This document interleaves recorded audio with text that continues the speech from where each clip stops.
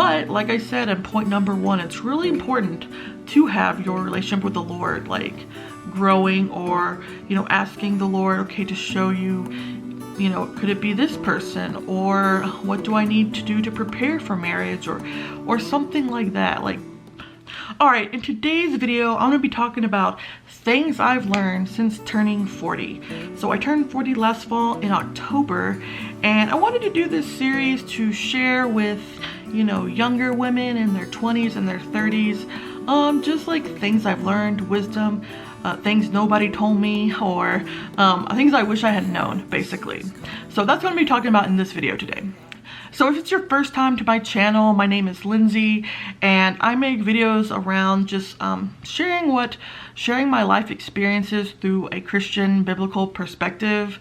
So if there's something you're interested in, definitely subscribe to my channel so you can stay up to date on these videos. I'm going to be doing a series on turning 40 with different topics, you know, whether it's, you know, relationships, relationship with God, career topics, conflict resolution, relationships, if I didn't already say that, finances, you know, those important things. Like, I didn't grow up with a big sister.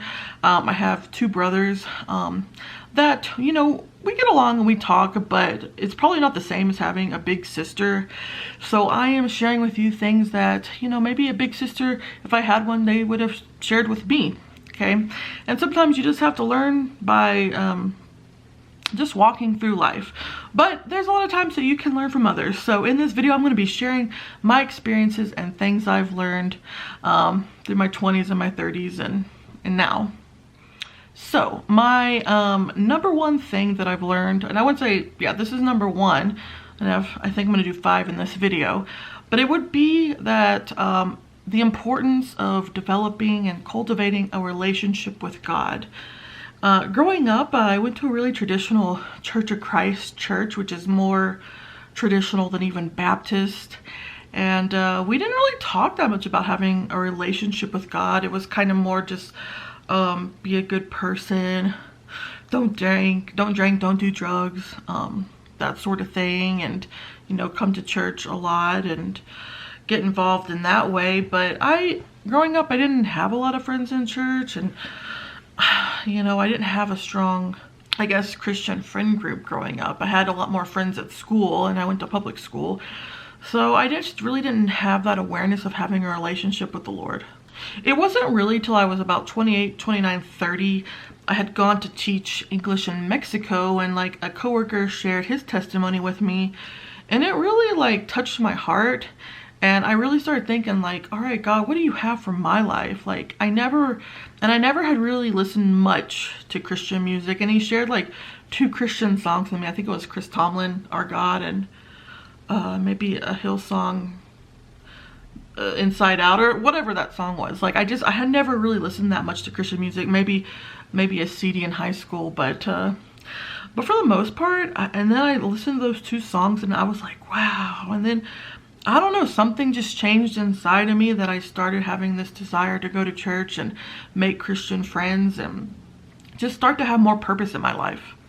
But all I can say is, if you're younger than 40, or even if you're older than 40, like having that desire, or asking God to give you that desire to grow in relationship with Him, reading His Word on a daily basis, not just every now and then when you need help with something, but even just like sitting quietly and just having a conversation with God, asking Him questions, or listening to worship music, or just praising God every day for just everything you're grateful for. You know, waking up, your car, your job, the ability to go to work, your health. These things put you in that perspective of thanking Jesus every single day. And it makes you have such a more positive outlook and helps you be an overcomer in hard situations. And to an extent, I did have that when I was younger, but it's definitely much stronger now. But if you're in your teens and 20s even, you know, just go sit quietly in your room and ask the Lord to give you that desire to grow in Him and start reading His Word. And there's lots of good YouTube channels with testimonies and teaching. I go to Charis Bible College. We have a great YouTube channel with lots of teaching on there. My friend Erin Weisbrot, she has a great channel for just teaching biblical like living and, you know, Christian topics. So I will put a link to her channel below as well. But if you're looking for, you know, I don't know if I call it a Christian mentor, but if you don't have a church and you're looking for teaching and growing in the Lord, it's definitely, there's lots of teaching available online. So that was my number one, just the importance of cultivating a relationship with the Lord. And the younger you do that, I think the better, like, you can just prevent a lot of heartache in your life and a lot of challenges if you start living for the Lord. Where you're at right now, the younger the better, and putting Him first in your life, and it's going to be such a blessing for you. All right, so number two, things I've learned since turning 40 is that friendships and relationships come and go. And I know this is kind of hard to hear if you're in high school or college, that you might not be friends with these people in a few years. And the friends you're best friends with now are probably going to change, especially if you get married or move somewhere else. More than likely, the people you're friends with now, you know, you may not carry those on to the next stage of life. And I used to be thinking that I had to be best friends with everyone I was friends with for life. And now I've come to a place where I realize there's certain seasons where you're friends with people for a period of time, and then they go their way and you go their way, or you go your way, and it's okay.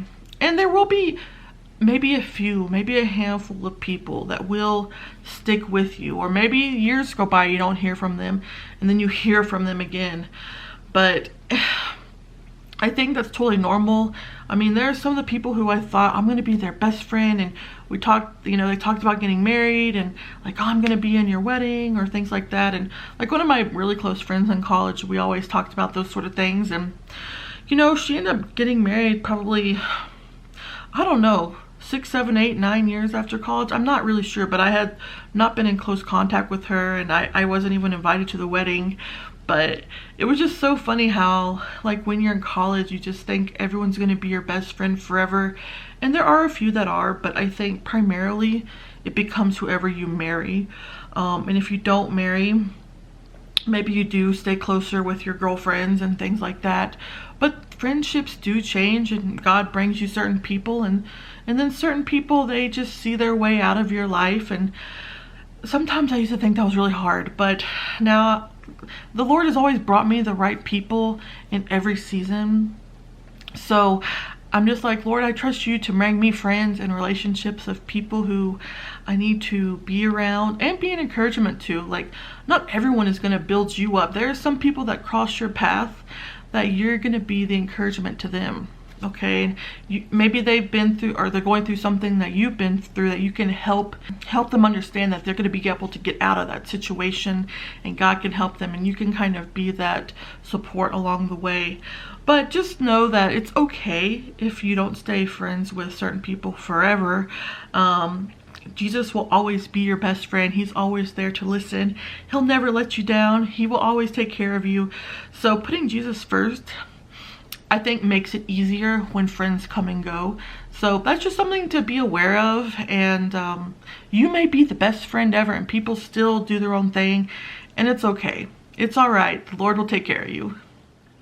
So number 3 thing that has happened since turning 40 is that I definitely have a much better relationship with my parents now than I did probably 10, even 20 years ago.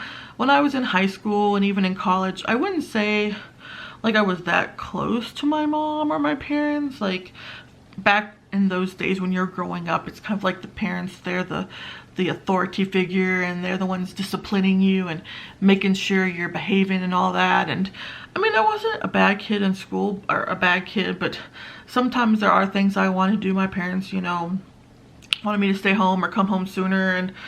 And looking back, like, I realized, you know, I would probably be even more stricter, or I can see where they did that out of like love, and not out of trying to make my life like less fun or something. But I'm just saying that if you're in your teens or 20s or 30s and you aren't super close with your parents, I do believe over time, as you mature, and even as your parents get older, I think they kind of calm down, or they relax a little bit as you become more of an adult. And you can definitely improve any parental relationship, and even pray about it. Like, I remember praying about my parents' relationship like over 10 years ago, and now we have a great relationship with them. I do with them, and we are very close. Probably around 35 is when I really started to just, and I did live with them for several years for just personal reasons, and that actually helped. And I know not every parent situation is healthy necessarily, or maybe the parents have certain personality or mental issues that have to be taken into consideration. But if you don't have a great relation with your parents, I really highly would recommend praying like God to restore that, and whatever issues they might have, for God to heal them. So never give up on that relationship, and because as you get older and your friend groups will probably shrink.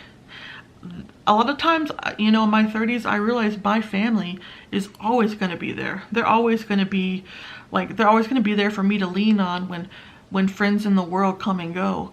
So I realized the value, and we don't always have to agree on everything, but it's okay. Like, just learning to love your family and honor your father and mother. It talks about that in Ephesians, that when you honor your parents, like that gives you long life. Okay. And so it's really important to honor them, even if you don't agree with them. Pray for them, and pray for your relationship to improve if you need it to. All right, thing I've learned, number 4, is a conflict resolution. Okay, so by this time in life, you're gonna have disagreements with people. You may have conflict with people. You may have conflict with the best friend who's not talking to you anymore, or you know, an ex relationship, or things like that. And you know, a lot of times when I had conflict, I didn't know exactly how to approach it. Do I get really angry? Am I passive aggressive towards them, or, you know, give them the cold shoulder, or just, what do you do when you have a conflict, okay, and you're a Christian, and you're like, how do I approach this?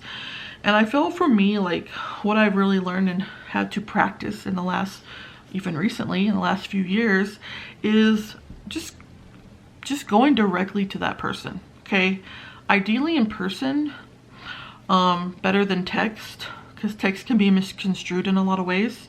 But going directly to that person and like just sharing the truth in love, or just like your concerns in love with that person, and then just letting them respond, letting them either apologize, share their side, something like that. Okay, well, it's getting dark, so I turn the light on. But as I was saying, when it comes to conflict resolution, first it says in Matthew, I'm not exactly sure, I think it's like Matthew 16 or 17.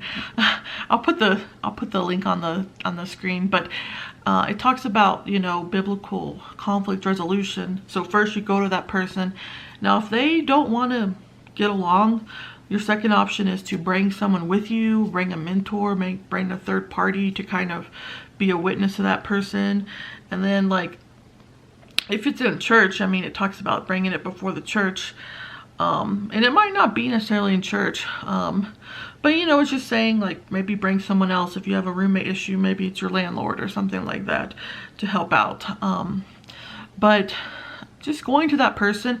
And for me, I don't like situations to linger. I like to nip things in the bud, like, straight away as soon as possible, so they don't get worse. Or because usually if someone's doing something that's affecting you, they're not going to stop doing it unless you approach them about it. And just looking back on some, you know, conflicts I had with friends, like, a lot of times I would just pretend that there was no issue, or I wouldn't share it soon enough, or you know, I didn't know how to talk to that person. I might have just gotten angry or whatever.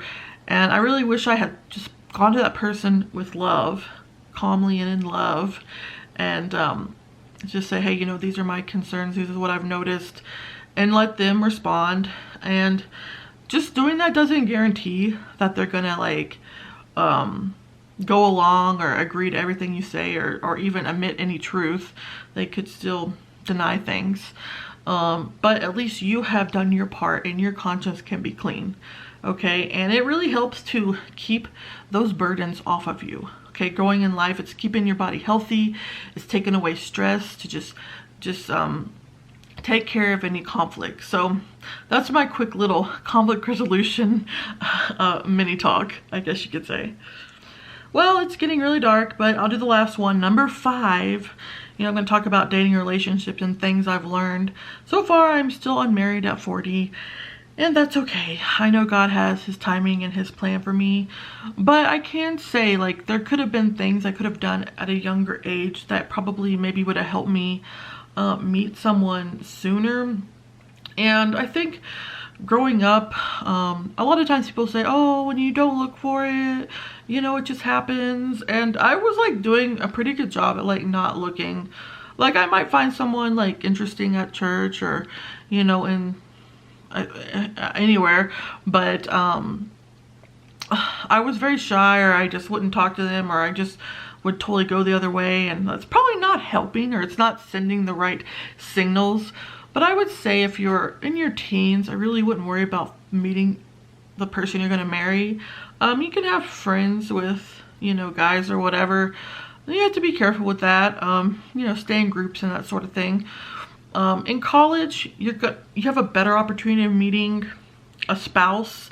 I would say especially between 18 and 24, like this time frame is probably when you're going to be exposed to the most the most single people who are still available for marriage. But like I said in point number 1, it's really important to have your relationship with the Lord like growing, or asking the Lord, okay, to show you, could it be this person, or what do I need to do to prepare for marriage, or something like that. Like put the Lord first and seek the Lord and ask him, your life call and your direction. And I do believe that God can help you cross paths with the right person who's, or I could say going like that, or going in a similar direction to you. So if you're younger and you're not really going to church, or you grew up going to your parents' church, but you never really chose a place on your own, I would highly encourage you to like visit some churches, see different churches, meet people, get involved, serving. This is how you're going to meet people. And especially if you don't go to a Christian college or something like that. If you go to a Christian college like I did, they have devotionals at night and chapel, and of course class, and just meeting people out in the court or the plaza or whatever. But in college, it is easy. So don't waste those years just kind of goofing off or not taking your relationship seriously when you're younger. Put God first and be intentional with the people you put around you. If you know there's a guy that maybe he's attractive to you, but he's not a really true believer, or he smokes, or he drinks, or he's, going off with other girls at night, don't try and change him. Don't try to convince yourself that you can change him. You can't, okay? This is a Mr. Wrong, and you need to stay far away from those kind of guys. Like, really look for guys who are sincere in their walk in the Lord, who are a strong believer or interested in growing in the Lord. And you're going to tell if they are by the fruit in their life. Like, do they get along with their family? Are they close to their family? Do they honor their parents? Do they take care of their body? Are they a hard worker? Do they have a job outside of school? Or if they're out of school, are they working full time, or have they been out of work for a long time? If they haven't had work in a long time and they're making a lot of excuses, also a red flag. You want to avoid men. There's some men out there who do look for a woman who can be like the, breadwinner, and they kind of mooch off the woman who's a hard worker. Look for a man who's a hard worker, who has a relationship with the Lord. And also do your part in preparation, especially when you go to events and things like that. A lot of times it can be easy to just wear a sweatshirt or, baggy clothes and look kind of sloppy. But really, like, take this time when you're young and vibrant to put your best foot forward. Be a good steward of the temple of the body that God gave you. And when you go out, take care of yourself. You don't have to dress expensive, but just dress nice. You don't have to wear t-shirts all the time. You can wear a blouse or wear like a nice top or something like that. Keep your hair groomed and that sort of thing.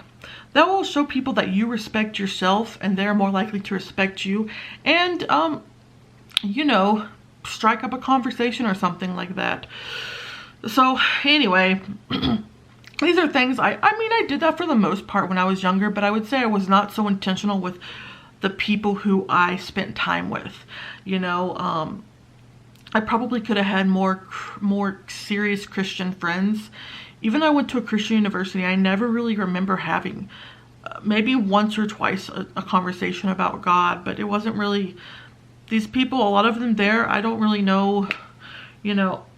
Sorry, I went there because my parents, you know, wanted me to go there because they went there, but I wasn't like super wanting to be there all the time necessarily. So I kind of just did it, went to class, and knew I should get a degree and things like that. But be intentional with those people who you put in your life. If they're drinking, smoking, doing things that are hindering you from the call of God on your life, you have to get them out of your life. You have to, you know, God bless them and help them, but really try to stay focused on people who are, I guess you could say, following the call of God on their life, you know, going to church, growing in relationship with the Lord, basically. So, you know, when it comes to relationships, when I was younger, I just thought, I didn't even know what that was, so I didn't know to ask guys about that. So it's probably a good thing I didn't really marry anyone in my early 20s, because really I had my relationship with the Lord really grow in my later 20s and early 30s, and even now and beyond. But it's okay, I've learned a lot. Like, I learn more now, like who I would be more compatible with and what I'm looking for, or what I feel like would be a good spouse for me. So anyway, those are just some things to keep in mind. Putting your best foot forward, and I would like to make more videos on these topics. This is just kind of a brief overview of certain things, but I hope that you enjoyed it, and of course leave me a question in the comments if you have any, or a suggestion for other topics, and I will see you in the next video. And be sure to check out other testimonies that I have as well. So anyway, my camera just stopped working, but as I was saying, check out some of my other testimonies, leave me a comment, like this video, don't forget to subscribe, and I will see you in more videos. Thanks for watching.